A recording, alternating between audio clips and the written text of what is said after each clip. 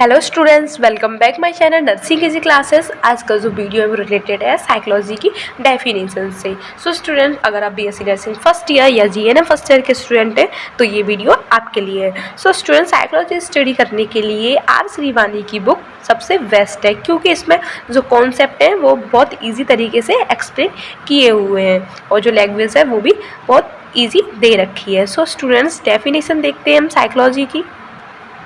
So student, definition पढ़ने से पहले मैं आपको एक बात बताना चाहती हूँ कि जो हम जब भी किसी भी टॉपिक या कोई भी सब्जेक्ट्स की डेफिनेशंस के बारे में जानते हैं तो हमें कम से कम उस टॉपिक के बारे में 2 या 3 डेफिनेशन याद होनी चाहिए।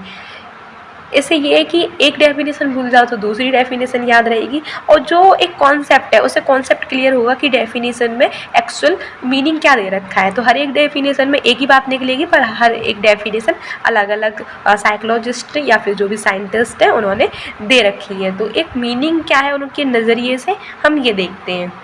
सो स्टूडेंट्स, जैसे कि डेफिनेशंस ऑफ साइकोलॉजी, अगर पहली डेफिनेशन की बात की जाए तो ये डेफिनेशन दे रखी है वॉल्टर बॉबर्स पिल्सबरी 1911। सो स्टूडेंट, इसमें इन्होंने बताया है psychology is the science of human and animal behaviour. इन्होंने बताया कि जो हमारी साइकोलॉजी है, मनोविज्ञान, वो साइंस है किसकी?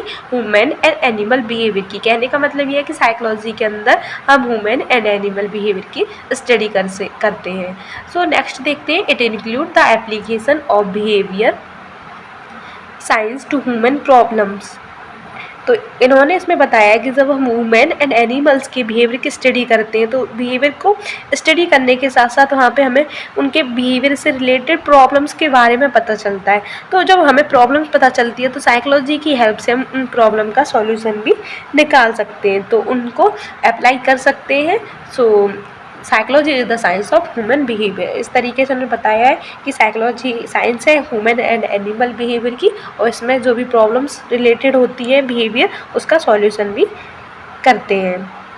ठीक है स्टूडेंट्स, ये होगी फर्स्ट डेफिनेशन साइकोलॉजी के बारे में। तो सेकंड है, psychology is a science which aims to give us better understanding and control of the behaviour of the living organism as a whole. So students, जो सेकंड डेफिनेशन है ये दिए William McDougall hall ने 1949 में, सो 1949 में।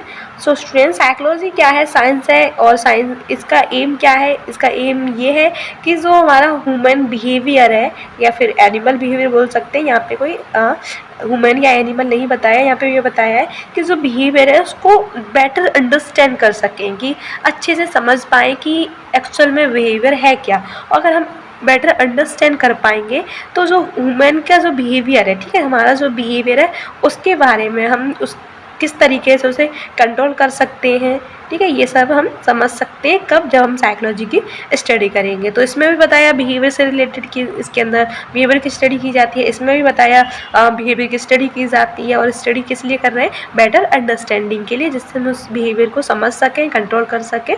ठीक, अब क्या है, नेक्स्ट डेफिनेशन देखेंगे नेक्स्ट पार्ट में। सो अगर ये वीडियो आपको अच्छी लगी तो कमेंट करके बताएं, और अगर इस वीडियो को नेक्स्ट पार्ट चाहते हैं तो भी कमेंट करें। Thank you for watching.